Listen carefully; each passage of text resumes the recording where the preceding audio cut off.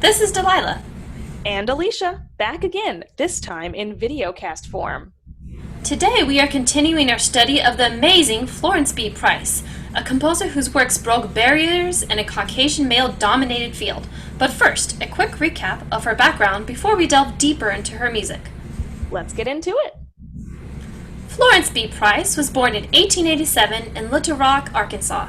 Price graduated valedictorian from high school at the age of 14 and graduated at the New England Conservatory in 1904 with a double major in organ and piano performance. In 1927, she moved from Little Rock, Arkansas to Chicago, Illinois, due to the oppressive events frequently occurring in the area. In 1928, she left an abusive marriage. At the same time, her composing career flourished. Price went from composing short works and children's pieces to symphonies and concertos. She continued to study composition in Chicago with various instructors, as well as enrolled in the Chicago Musical College, Chicago's Teachers College, University of Chicago, and the American Conservatory of Music, where Price extended her skills to that of languages and liberal arts. Wow, Price sounds like she was a pretty busy person.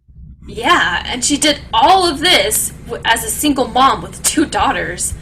To make ends meet, Price composed music for silent films and radio, but wrote under 2 pen names, Forrest Wood and VJ.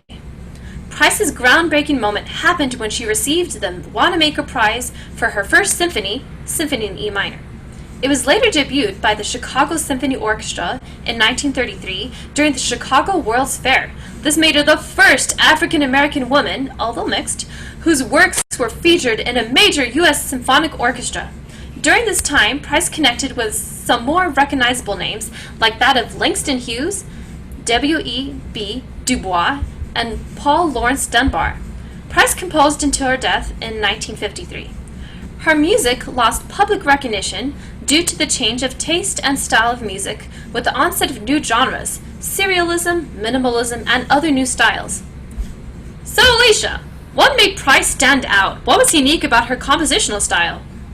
So, in Price's works, you can hear influences from Beethoven, Brahms, Dvorak, and others.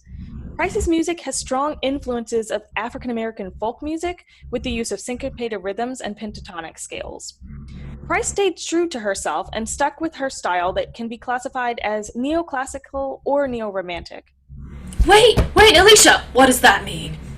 So, neoclassicism and neo-romanticism were movements in the 20th century that drew inspirations from musical works and styles of the classical and romantic eras.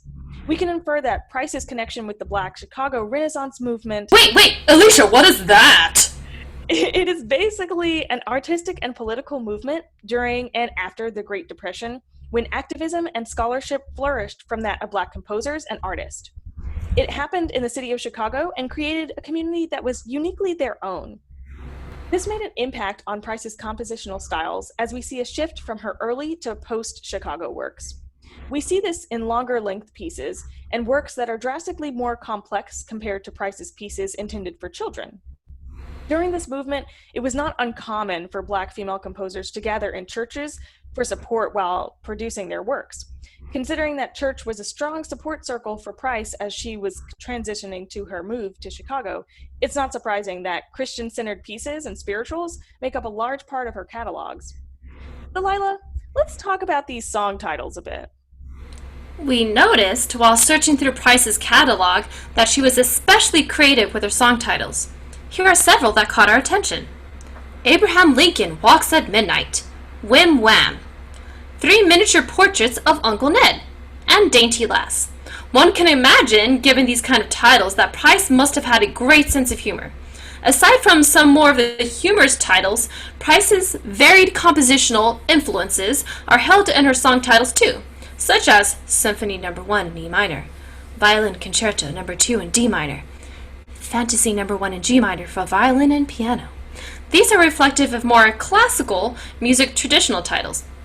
We can see her religious influences with a great number of spiritual works and their titles, such as Feed, O Jesus, My Soul's Been Anchored in the Lord, Nobody Knows the Trouble I've Seen, I Am Bound for the Kingdom, are just a few examples. We also see titles that may reflect her experiences as an African-American woman and as a person from the southern U.S., such as 10 Negro Spirituals for the Piano, Memories of Dixieland, Bayou Dance, Arkansas Jitter, among others.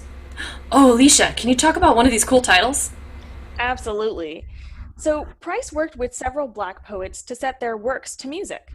This endeavor was part of Price's nationalistic movement to highlight Black writers and poets. For example, Price set the poem by Langston Hughes, Hold Fast to Dreams, to music. This piece begins with an organ like prelude, followed by an elegant chromatic modulation section reminiscent of that of Debussy. In Price's similar art songs, she skillfully uses text painting, chromaticism, and expressive melodies to convey the tone of different sections. For example, in this piece, the lyric section for If Dreams Die, Price takes us on a harmonic journey, going gracefully from one harmony to the next with each repetition of the lyric. Let's listen.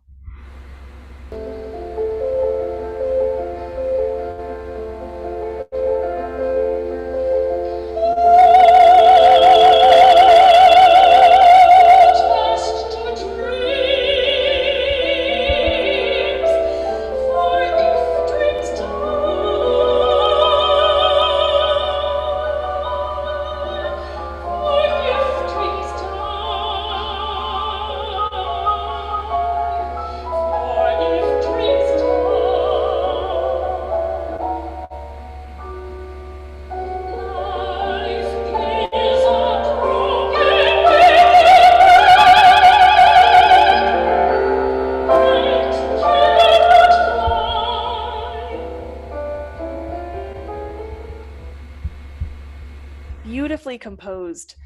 Delilah, can you give us some insight into Price's symphonies? Symphony Number 1 in E minor, written between 1931 and 1932. This score for this piece required the standard set of instruments for a symphonic orchestra.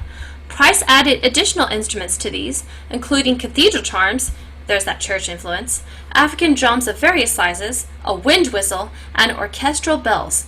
The warm principal theme and its counter melody are both based on the pentatonic scale. There's the African American folk song influence. You can hear this theme with a solo oboe and clarinet towards the beginning of the exposition. Let's take a listen to this theme and see if you can spot the horns that join it right afterwards.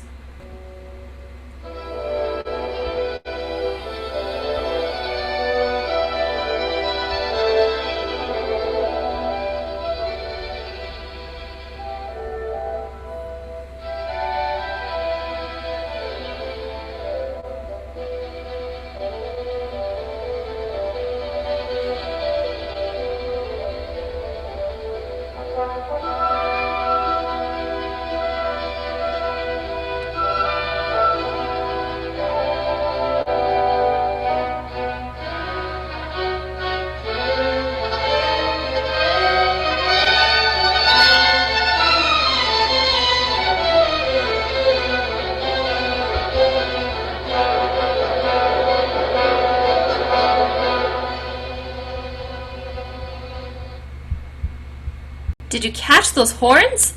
If not, please go back and listen again. They're majestic. Alicia, can you tell us about a later symphony? Yes, Price composed 4 symphonies in her lifetime, but let's take a look at her third symphony, Symphony Number 3 in C minor. This was written several years later from her first one, in between 1938 and 40. But this time, Price was well established in her career in Chicago. As we mentioned earlier, Price's compositional works became more complex as the years progressed, as her music education network expanded. In number 3, there's definitely a much thicker texture. Instead of doubled up melody lines like we hear with the oboe, clarinet, etc. in the first symphony, the melody is more strongly integrated into the harmonization of all the instruments combined. In number 3, we also have a larger ensemble featured in the score. In the first movement of this symphony, compared to number 1, features more characteristic of Afro-American folk music. There is a call and response pattern in between different instruments and syncopated rhythms. We also have more tonal ambiguity with pentatonic themes, like in number 1, playing against whole tone scales, and it's generally more fragmented than her usual melodic writing. Let's listen to the beginning of the first movement so you can hear what I mean.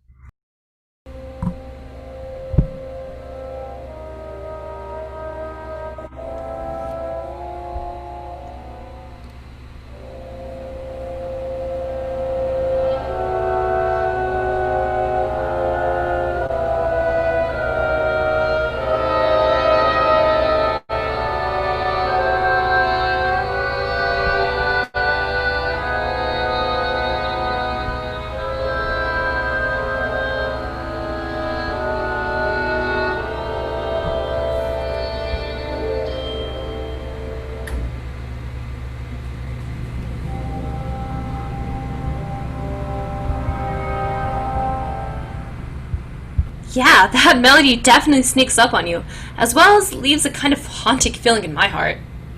Yeah, me too. Now, let's compare some of Price's works against each other.